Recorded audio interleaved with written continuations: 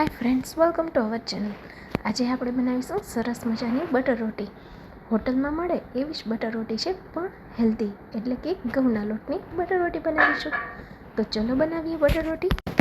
જુઓ, લોટ માટે વિડીયો ઉતારતા ભૂલી ગઈ છું, પણ કેવી રીતે મેં લોટ બાંધ્યો એ કહી દઉં. સિમ્પલ ઘઉંનો લોટ જ છે. એની અંદર મેં થોડુંક બેકિંગ પાવડર, થોડોક બેકિંગ સોડા નાખ્યો છે અને દૂધ થોડુંક હુંફાળું કરી ખાંડ નાખી ને લોટ બાંધ્યો છે. અને થોડુંક મીઠું નાખી દેવાનું ટેસ્ટ પ્રમાણે લોટમાં. બસ દૂધથી લોટ બાંધી અને આપણે કેવો બાંધવાનો તો કે કઠણ નહીં બાંધવાનો, થોડોક ઢીલો જ બાંધવાનો છે, પણ એટલોય ઢીલો નહીં કે રોટલી બરાબર વણી ન શકાય. તો એ રીતે લોટ બાંધી અને મેં એને 15થી 20 મિનિટ રેસ્ટ આપ્યો છે.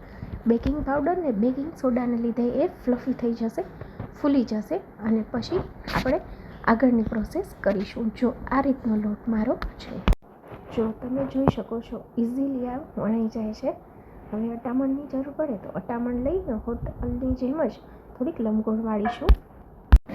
હવે હાથ ભીનો કરી અને થપથપાવી દેવાનું અને ભીનો ભાગ છે એ લોઢી ઉપર રાખી દેવાનો, જેથી એનામાં ચોંટી જાય. હવે બીજી બાજુ પર પાણીવાળો હાથ કરી દેવાનો અને એને લીધે થોડીક કલોંજી એના ઉપર નાખી, જેથી ચોંટી જાય.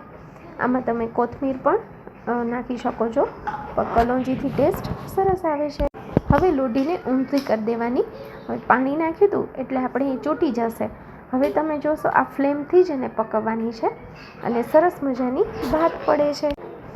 આ તમે જોઈ શકો છો.